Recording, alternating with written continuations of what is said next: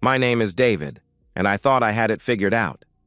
7 years of marriage to Lena, and we'd settled into something that felt like contentment. Not the wild passion of our early 20s, but something steadier, the kind of love that grows quiet and comfortable. Our house on Maple Street wasn't much to look at from the outside. A modest 2-story colonial with blue shutters and a front porch that sagged slightly on the left side. But Lena had transformed the interior into something you'd see on her Pinterest boards. Mason jar centerpieces, distressed wood furniture, and those little inspirational signs that said things like, "Live, laugh, love," in cursive script. We'd been trying for kids for 3 years now. Not obsessively, but with the quiet hope that comes with each passing month. Lena would get that look in her eyes around her period. Disappointed, but not devastated. We'd agreed we had time. She was 31, I was 33. Tuesday morning started like any other. I kissed Lena goodbye as she left for her job at the elementary school, then settled in for another day of remote work. I'm a software engineer for a mid-sized firm in Cincinnati, which means I spend most of my days in our converted spare bedroom debugging code and attending video calls. That afternoon, I remembered my cousin Jake was coming to visit for the weekend. He'd called a few days earlier. His girlfriend had kicked him out again, and he needed somewhere to crash. If he was going to sleep in our guest bedroom, I needed to make sure it was actually habitable. I climbed the stairs around 3 o'clock, pushing open the door to the room we rarely used. Lena had decorated it in her usual style: cream-colored walls, a quilt her grandmother had made, and a small wooden nightstand with a lamp that cast warm light. I pulled the vacuum from the hallway closet and plugged it in, running it over the hardwood floors in long, methodical strokes. The familiar hum filled the room as I worked my way around the bed, under the window, behind the nightstand. That's when I saw it. A small glass ashtray, pushed far back behind the nightstand where it would be invisible unless you were looking at just the right angle.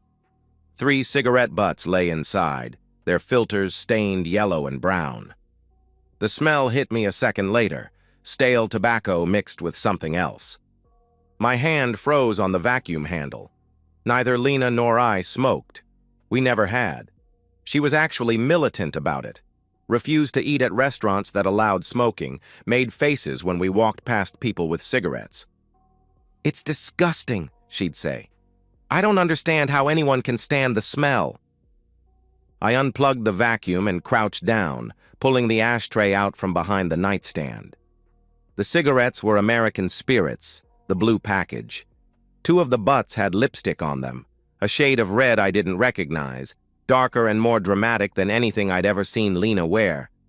The 3rd cigarette was clean, smoked down to the filter by someone who didn't wear makeup. My stomach dropped. I stared at the ashtray, trying to construct some innocent explanation. Maybe Lena had been cleaning for someone else? Maybe Jake had been here earlier than I thought. But even as I ran through the possibilities, I knew they were nonsense. I took a picture of the ashtray with my phone, then another from a different angle. My hands were shaking slightly, but my mind felt strangely clear. I put the ashtray back exactly where I'd found it. The rest of the afternoon passed in a haze. I finished vacuuming, changed the sheets, made sure the room was ready. But every few minutes I found myself back in the doorway, staring at the spot where I'd found the ashtray. Lena came home at 5:30. Same as always. Her keys hit the ceramic bowl by the entrance, and she appeared in the kitchen doorway wearing her teaching clothes, a cardigan and slacks that made her look younger than her 31 years. "How was your day?" Lena asked. "Good," I called back, surprised at how normal my voice sounded. "Just getting ready for Jake." She nodded and started pulling ingredients out for dinner. I watched her move around the kitchen, the same routine we'd followed for years, and tried to see something different in her face. Some sign of guilt or deception. But she looked exactly like she always did. My wife, preparing our evening meal, humming softly under her breath. That night, as she took her shower, I sat on our bed and listened to the water running. In a few minutes, she'd emerge in her terry cloth robe, hair wrapped in a towel, and she'd kiss my cheek before settling in to grade papers. Our routine, our life, our marriage. But now I knew that somewhere in this house, hidden behind furniture in a room we rarely used, was evidence that nothing was what it seemed. The bathroom door opened, and Lena stepped out in a cloud of lavender-scented steam. She smiled at me, the same warm, genuine smile she'd given me for 7 years, and leaned down to kiss my cheek. "I love you," Lena said, just like she did every night. "I love you too," I replied, the words automatic and true and completely insufficient for the moment we were living through. As she settled into bed beside me, I realized that everything had changed, even though she didn't know it yet. The next 3 days were the longest of my life. I went through the motions, work calls, meals, conversations about Jake's visit, but part of my mind was always elsewhere, turning over the possibilities like stones in my hand. I'd found something I wasn't supposed to find. That much was clear. But what I'd found, and what it meant, remained frustratingly unclear. I needed more information, and I needed it without Lena knowing I was looking. Which is why, on Friday morning after she left for work, I did something I never thought I'd do. I cloned her phone. I'm a software engineer, which means I understand technology in ways most people don't. I also understand privacy, trust, and the ethical implications of surveillance. What I was about to do violated every principle I'd ever held about respecting my wife's personal space. But the ashtray had changed the rules of our marriage, even if only one of us knew it yet. The process took exactly 5 minutes. Lena had left her phone charging on the kitchen counter, something she did every morning.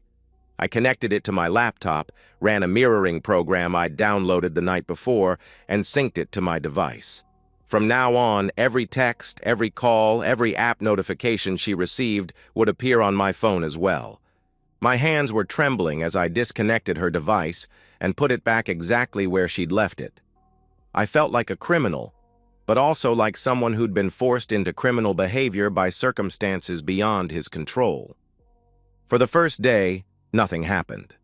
Normal texts from her sister about weekend plans, work emails about parent-teacher conferences, a reminder about a dentist appointment. I began to wonder if I was losing my mind, if the cigarette butts had some innocent explanation I hadn't considered. Then, on Saturday evening, everything changed.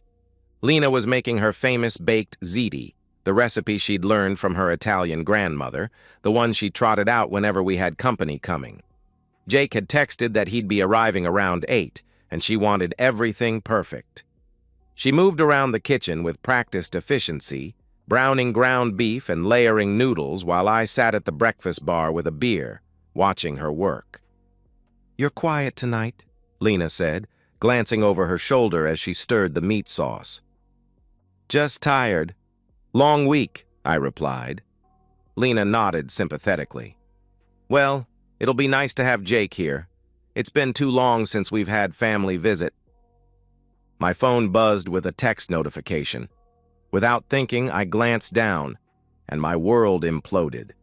The message was to Lena from someone listed in her contacts as Greg Turner, gym buddy. "He leaves for his walk at 9:30. Come then." I stared at the screen, reading the words over and over. Greg Turner, our next-door neighbor. The guy who'd helped me fix my lawnmower last spring. The guy whose wife Rachel brought us cookies at Christmas. Lena was laughing at something on the TV behind me, completely unaware that I'd just discovered the mechanism of my own betrayal. She served the ziti onto plates, poured wine, sat down across from me at our small dining table.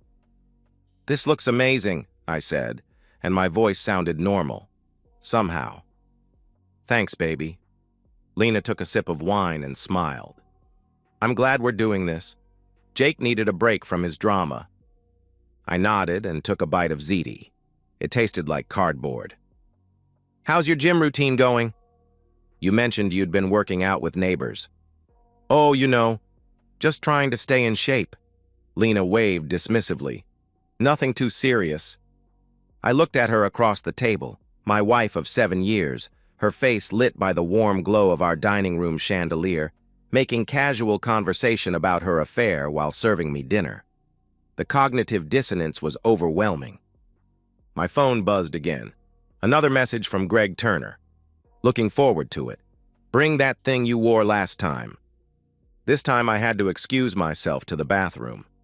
I sat on the toilet seat and stared at my phone, scrolling through their message history. There were dozens of texts going back months. Scheduling, coordination, explicit details about what they'd done and what they planned to do, and all of it timed around my evening walks.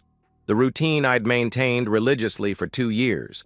The 30-minute circuit through our neighborhood that I took every single night at 9:30. They'd weaponized my own habits against me. When I returned to the dining room, Lena was clearing our plates. "You barely touched your food," Lena said, concerned. "Are you feeling okay?" "Just not that hungry, I guess," I replied. Lena kissed the top of my head as she passed. "Maybe you're coming down with something." At 9:25, I laced up my sneakers just like I had every night for 2 years. Lena was in the living room, curled up on the couch with her laptop, supposedly grading papers. "I'll be back in a bit," I said. "Have a good walk, honey," Lena replied without looking up. I stepped out into the cool evening air, but instead of turning left toward my usual route, I turned right and walked to the corner of our street. From there, I had a clear view of both our house and the Turner's place next door. At 9:34, Greg emerged from his back door and jogged across the lawn to our house. He didn't knock. He had a key. I watched him disappear inside, and something died in my chest. Not love. That would take longer to bleed out. But trust. The assumption that the life I was living was real. I could have gone home then, could have burst through the door and caught them in the act, could have screamed and thrown punches and made a scene that would have felt satisfying for about 30 seconds. Instead, I walked to the Turner's house and knocked on their front door. Rachel answered, wearing yoga pants and an oversized t-shirt.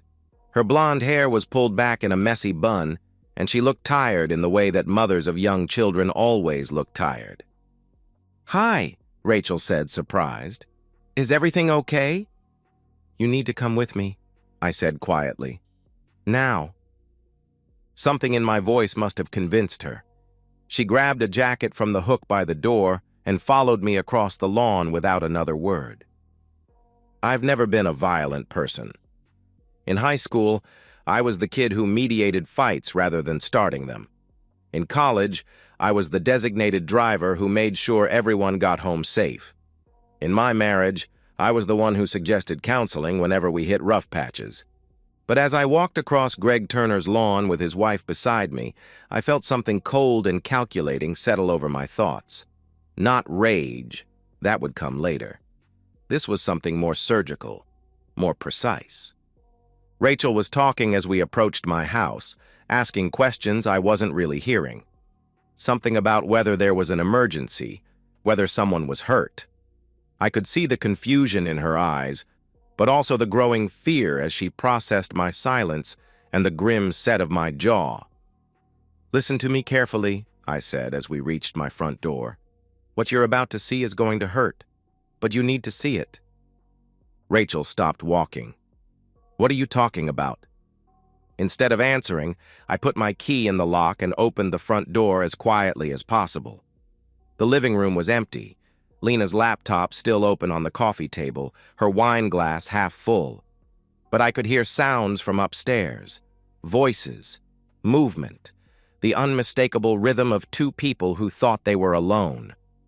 Rachel's face went white as the reality hit her. She started to say something, but I held up my hand and motioned for her to follow me up the stairs. The guest bedroom door was wide open. They were on the bed where I'd found the ashtray just 4 days earlier. Greg on top, Lena beneath him, both of them naked and completely absorbed in what they were doing. The same bed where my cousin was supposed to sleep in a few hours. I stepped into the doorway and cleared my throat. The effect was instantaneous. Lena's eyes flew open and locked onto mine, her face cycling through confusion, recognition, and pure terror in the space of a heartbeat. Greg froze for a moment before rolling off her, scrambling for something to cover himself with. "Don't," I said quietly. "Don't say anything. Don't move. Just listen." Rachel pushed past me into the room.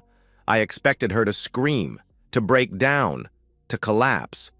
Instead, she walked calmly to the side of the bed and slapped Greg so hard he fell off the mattress onto the floor. "How long?" Rachel asked, her voice steady and ice-cold. Neither of them answered. "How long?" she pressed. Lena sat up, clutching a pillow to her chest. "Rachel, I can explain." "6 months," Greg said from the floor. "Maybe 7. Rachel nodded like she was confirming something she'd already known. Then she turned to me. "What do you want to do?" I looked at my wife, who was now crying silently, mascara running down her cheeks. I looked at my neighbor, who was trying to gather his clothes from where they'd been scattered around the room. I thought about 7 years of marriage, about the house we'd built together, about the children we'd planned to have. "Get out," I said. "Both of you. Right now, naked." "Please," Lena whispered. "Let me put on—" "No." The word came out harder than I'd intended. "You want to act like animals? You can leave like animals. Out of my house. Now." Greg opened his mouth to argue, but Rachel cut him off. "Do what he says. You've done enough." They stumbled out of the bedroom, down the stairs, and through the front door. I watched from the living room window as they ran across the lawn to their own house, Greg trying to cover himself while Lena wrapped her arms around her chest. The neighbors weren't out, but Mrs. Henderson across the street was walking her dog. I saw her stop and stare, her mouth falling open as she processed what she was witnessing. By tomorrow, the whole street would know. Rachel sat down heavily on my couch, still staring out the window. "I should have known," Rachel said. "All those evening workouts, all those times he came home smelling like perfume he claimed was from the gym." "I only figured it out 4 days ago," I said. "What gave it away?" she asked. I told her about the ashtray, about the cigarette butts with lipstick. She nodded grimly. "He's been smoking again. I found a pack in his truck last week, but he said he was holding it for a friend." Rachel laughed, but there was no humor in it. "God, we're idiots." "No," I said. "We're not idiots. We're people who trusted our spouses. There's a difference."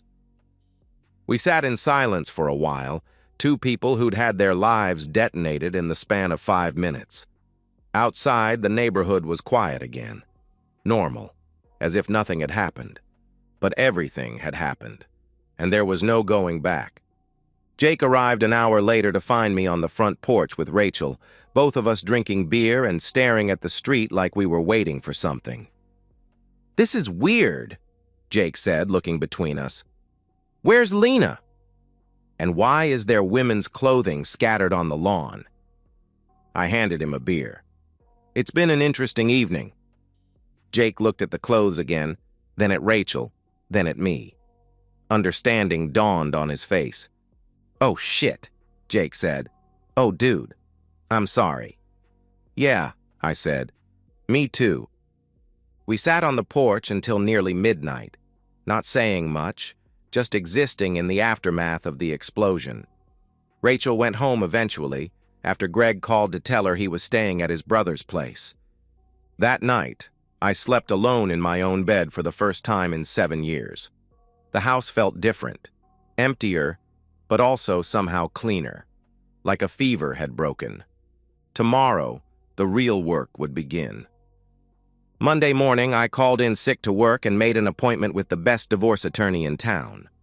Jennifer Walsh had a reputation for being thorough, aggressive, and expensive. She was worth every penny. I brought printouts of every text message, every photo, every piece of digital evidence I'd gathered. I also brought Rachel Turner, who'd decided she was done with Greg's nonsense and wanted to coordinate our legal strategies. Jennifer sat behind her mahogany desk, studying the evidence with the clinical detachment of someone who'd seen it all before. Her gray hair was pulled back in a severe bun, and her reading glasses made her look like a librarian who'd gone to law school for revenge. "This is comprehensive," Jennifer said after 20 minutes of silence. "Almost obsessively so." "I'm a software engineer," I said. "I document everything." "Good. That's going to make this very straightforward." Jennifer set the papers aside and looked at both of us. "In Ohio, we have no-fault divorce, which means adultery doesn't technically matter for the dissolution itself, but it matters enormously for asset division, spousal support, and custody arrangements." Rachel leaned forward. "We have 2 kids, 8 and 10. Then this evidence is going to be devastating for your husband. Courts don't look kindly on parents who prioritize affairs over family stability." Jennifer turned to me. "Any children?" "Number. But we own the house together, have joint bank accounts, retirement funds. All of which will be much easier to divide in your favor given this documentation." Jennifer tapped the printouts. "Your wife won't have much leverage to negotiate. Neither will Mr. Turner." The legal process moved faster than I'd expected. Jennifer was right. Neither Lena nor Greg had the guts to fight it. When confronted with the evidence, their attorneys advised them to settle quickly and quietly. Lena signed over her half of the house without argument. She kept her car and her personal belongings, but everything else, the retirement accounts, the savings, the furniture she'd so carefully chosen, stayed with me. She moved in with her sister in Columbus, taking a teaching job at a school district an hour away. Greg's situation was worse. Rachel got primary custody of their kids, the house, and most of their assets. The family court judge was particularly unsympathetic to Greg's explanations about needing space and feeling unfulfilled in his marriage. He lost his shared custody arrangement and was relegated to supervised visits every other weekend. The whole process took 3 months, fast, clean, and undeniable. During those 3 months, Rachel and I found ourselves spending more time together. Not romantically, we were both too raw for that, but as 2 people who'd survived the same shipwreck and understood what the other was going through. She'd come over in the evenings after her kids were asleep, and we'd sit on my back deck drinking beer and talking about everything except our ex-spouses. She told me about her job as a physical therapist, about the satisfaction of helping people recover from injuries and trauma. I told her about my work, about the clean logic of code, and the way problems always had solutions if you were patient enough to find them. "You're not what I expected," Rachel said one night in late August. We were watching fireflies blink on and off in my backyard. "What did you expected?" I asked. "Someone angrier, more bitter." Rachel took a sip of her beer. "If I'd found evidence of Greg's affair the way you found Lena's, I would have burned his clothes and keyed his truck." "I thought about it," I admitted. "But anger is just another kind of trap. It keeps you focused on them instead of figuring out what you actually want." "And what do you want?" she asked. I considered the question. 6 months ago, I would have said I wanted my marriage back, wanted the future Lena and I had planned, but that future had been built on a foundation of lies. "I want to be with someone who chooses to be honest," I said finally. "Someone who doesn't make me wonder what they're hiding." Rachel nodded. "That sounds nice. Simple." "Simple doesn't mean easy," I replied. "No," Rachel agreed, "but it's a start." The divorce was finalized on a Tuesday in September. I signed the papers in Jennifer's office, officially ending 7 years of marriage with a few strokes of a pen. There was no ceremony, no witnesses except the attorney and her paralegal. That evening, Rachel came over with a bottle of wine and Chinese takeout. "How do you feel?" Rachel asked as we sat at my kitchen table. "Free," I said, and realized I meant it. For the first time in months, I feel free. Rachel raised her wine glass. "To freedom and to honest ground." I clinked my glass against hers. "To honest ground." 6 months later, Rachel and I are sitting on the same back deck where we spent so many evenings talking through our respective divorces. But tonight feels different, lighter somehow. Her kids are at Greg's for one of his supervised visits. My cousin Jake is inside, making what he calls his world-famous grilled cheese sandwiches. "I got a job offer," Rachel says, swirling her wine in its glass. "Yeah? Where?" I asked. "Cincinnati Children's Hospital, head of pediatric physical therapy." I set down my beer. "That's huge. Congratulations." "It's also an hour away, every day." "But it's what you want?" I asked. Rachel nods. "It's what I want. I'm just nervous about uprooting the kids again." "They'll adjust," I say. "Kids are more resilient than we think." "What about us?" Rachel asks quietly. It's the question we've been dancing around for months. We're not rushing anything. We're both too damaged for that kind of recklessness. But there's something building between us. "I don't know," I say honestly. "But I know I don't want to lose what we have." "Which is what exactly?" she asked. I think about it. Trust, honesty, the feeling that I don't have to wonder what you're really thinking or where you really are. Rachel nods. "I've never had that before. Not really." The sliding door opens and Jake appears with grilled cheese sandwiches. Did someone order room service? After he goes back inside, Rachel and I eat in comfortable silence. The September air carries the first hint of autumn coolness. "I keep waiting for the other shoe to drop," Rachel says eventually. "For you to turn out to be hiding something, or for me to discover I'm not as healed as I think I am." "Maybe that's normal," I say. "Maybe trust is something you have to build piece by piece." "Is that what we're doing? Building trust?" she asked. "I think so, along with everything else," I replied. Rachel reaches over and takes my hand. Her fingers are warm and slightly rough from her work, and they fit against mine naturally. "If I take the job," Rachel says, "would you consider moving closer to the city?"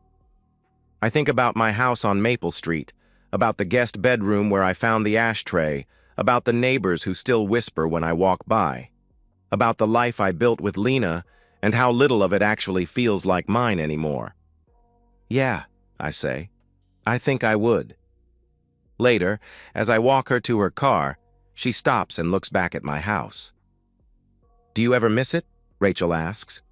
"The way things were before?" I consider the question. "I miss the feeling of certainty, but I don't miss the life itself. Not anymore." "Because it wasn't real?" she asked. "Because it wasn't chosen. Not by both of us," I replied. Rachel nods, understanding. This feels chosen. She kisses me goodnight.